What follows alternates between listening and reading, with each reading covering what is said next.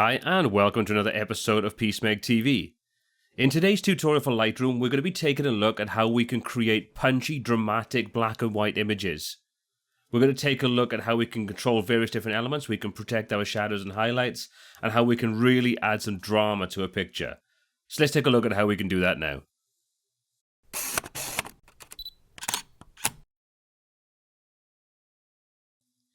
So the first thing we're going to do is switch our image into black and white mode.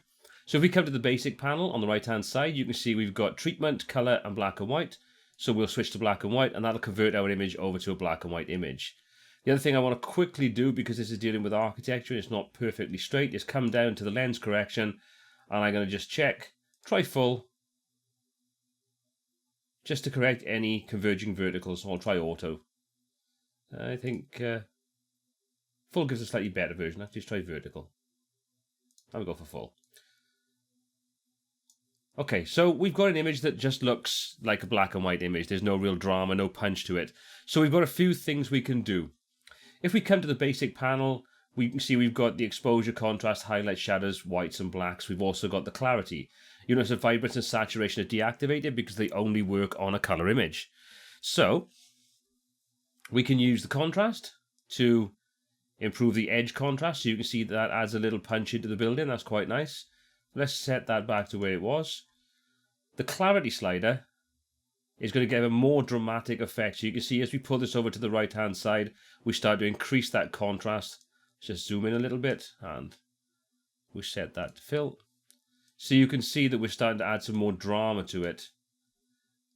I won't go too crazy with this because we can still use the sliders for the highlights and shadows and so on to control this a little better. But the one thing you'll notice is the sky is really kind of lacking any drama. The building is pretty good, but the actual sky itself just looks a little bit wishy-washy.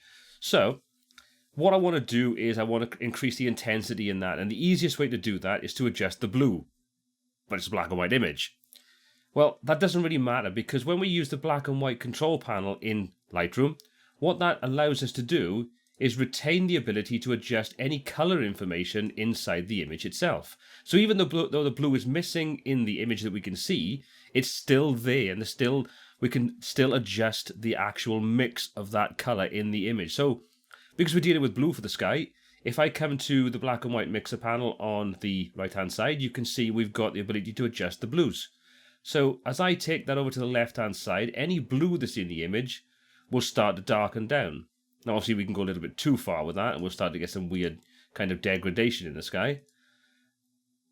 But we can use this to adjust it, to give it just that little extra drama. Now, the aqua's not making any real difference because there's no turquoisey kind of colour in, there's no green mix in there.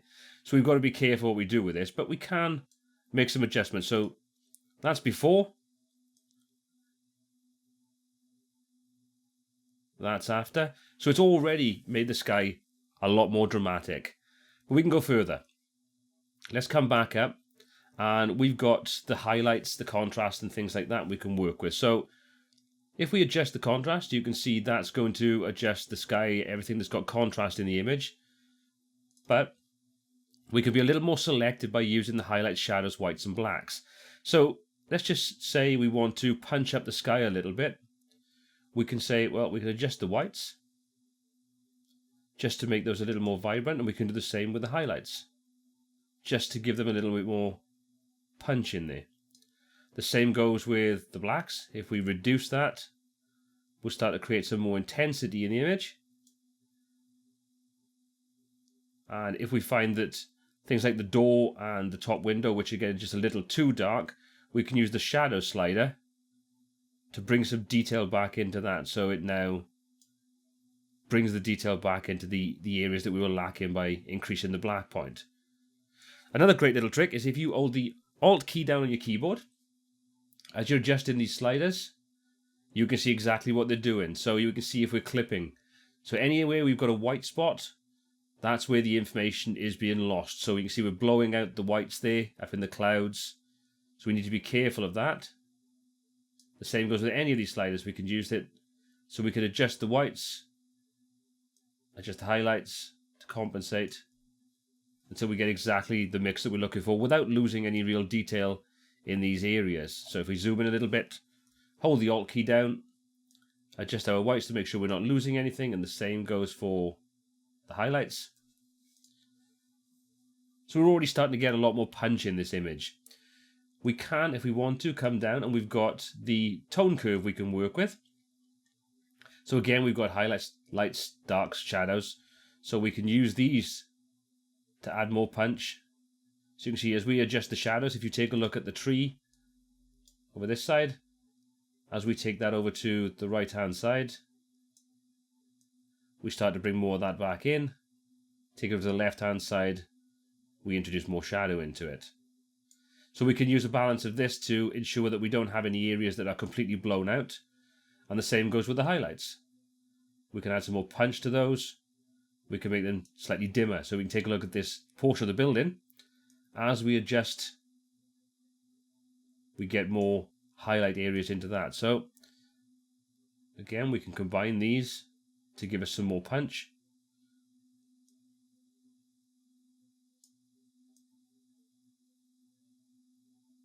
There we go. So we've now got a much more dramatic sky. We've got much more drama in the building. But what we can do now is bring some focus to this. So if we come down to the post-cropping vignette, we can draw attention to this by just including a little bit of vignetting around the edges. So you can see now, if we take it down a little bit towards the left-hand side, we darken the edges as you would with a vignette from your lens. If we take it to the right-hand side, we start to introduce the opposite. So I tend to like to use something like this just so it pulls you into the image itself and draws attention to the actual focus of the image. So at the moment, I just want to adjust the shadows. They look a little too dark for me. Like say, if we take a look at the tree on the left-hand side and the window, I want to just bring those up ever so slightly. Boost the shadows just so we don't lose it. We bring a little bit of that back in. So there we go. Let's take a look at the before and after. So if we scroll down the history, this is what we started off with. And this is what we've ended up with. A lot more drama and punch in your image. Well, I hope you found this video in creating dramatic black and white images useful. If you have, please hit the subscribe button below. Be kept up to date with all of the new content we add every single Monday.